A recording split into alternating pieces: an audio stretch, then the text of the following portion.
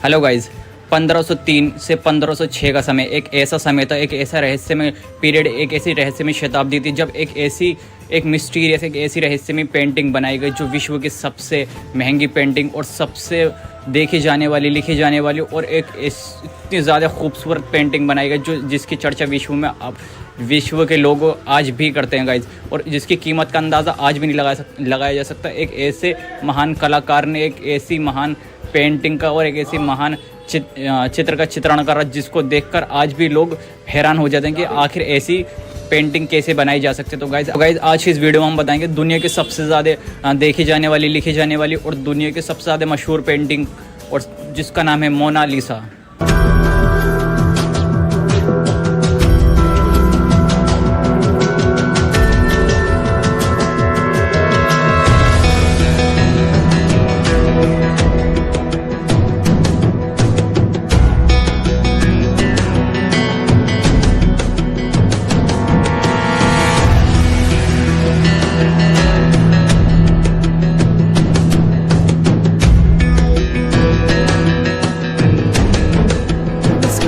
Gripped our imagination for more than 500 years.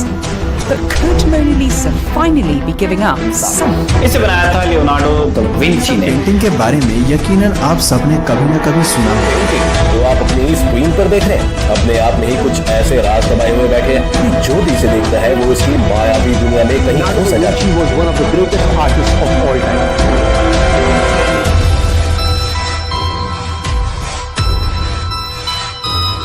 तो guys आज की इस वीडियो में हम आपको बताएंगे लियोनार्डो दा विंची, जो एक विश्व के सबसे ज़्यादा प्रसिद्ध चित्रकार, यानी एक सबसे ज़्यादा बेहतरीन चित्र बनाने के लिए और सबसे ज़्यादा खूबसूरत पेंटिंग बनाने वाले चित्रकार थे, जिनका नाम था लियोनार्डो विंची, जिसने दुनिया की सबसे ज़्यादा बेहतरीन पिक्चर बनाई जिसका नाम था मोनालिसा। आज की इस वीडियो में हम आपको मोनालिसा के बारे में बताएंगे पूरा, कि उसके full A to Z information, कि आखिर मोनालिसा पेंटिंग किसने बनाई, कब बनाई और किस तरीके से बनाई गई, ये सब बताएंगे। चलिए वीडियो स्टार्ट करते हैं।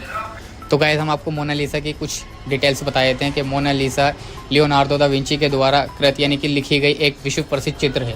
ये एक विचारात्मक स्त्री का चित्र है जो अत्यंत हल्की मुस्कान लिए हुए है। ये संसार की संभवतः सबसे प्रसिद्ध पेंटिंग है जो पेंटिंग और दृश्य कला की प्राय मानी जाती है। यानी गाइस ये कल्पना है, रियल स्त्री नहीं है। तो गाइस 15 अप्रैल 1452 एक महान चित्रकार लियोनार्डो दा विंची का जन्म इटली में हुआ था। लियोनार्डो दा विंची को ज़्यादातर लोग उनकी पेंटिंग के लिए पहचानते हैं, जबकि वे एक महान आविष्कारक भी थे। उन्होंने आर्किटेक्चर, जीव विज्ञान और शरीर की रचना के विज्ञान पर भी खूब जानकारी जमा की थी। हम आपको बताते हैं कि लियोनार्डो दा विंची की जो दूसरी पेंटिंग है उनके क्या नाम है। तो एक जो पेंटिंग है वो है saint Jerome in the wilderness and adoration of the Magi, और दूसरी है द लास्ट सपर, जिसका श्रेय विवाद से दूर है, जिसमें से जो सबसे प्रसिद्ध है वो है मोनालिसा की।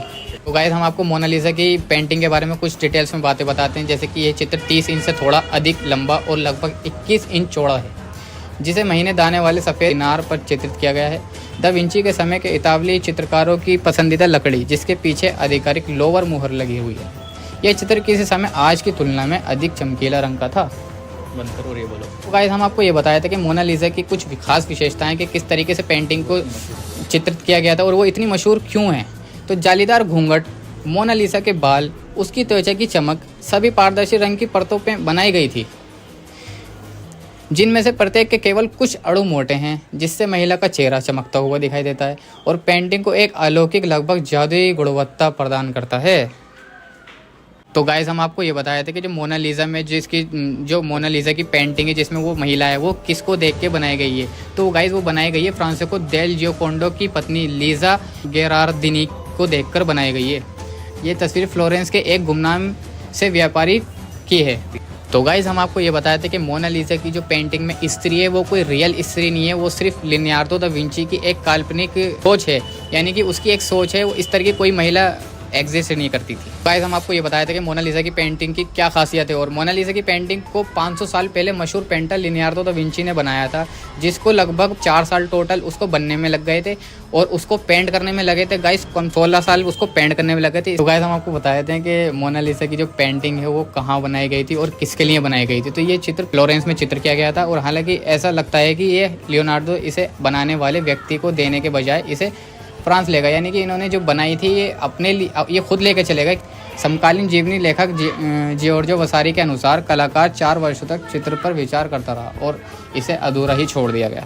तो गाइस हम आपको बताते हैं मोनालिसा की पेंटिंग दुनिया के सामने कब आई। मोनालिसा दुनिया की सबसे मूल्यांकन यानी कि सबसे महंगी पेंटिंग है। ये 1962 में 100 मिलियन अमेरिकी डॉलर के साथ इतिहास में सबसे अधिक ज्ञात पेंटिंग बीमा मूल्यांकन यानी कि गिनीज वर्ल्ड रिकॉर्ड रखता है। यानी कि गाइस इसने गिनीज वर्ल्ड रिकॉर्ड रखा है।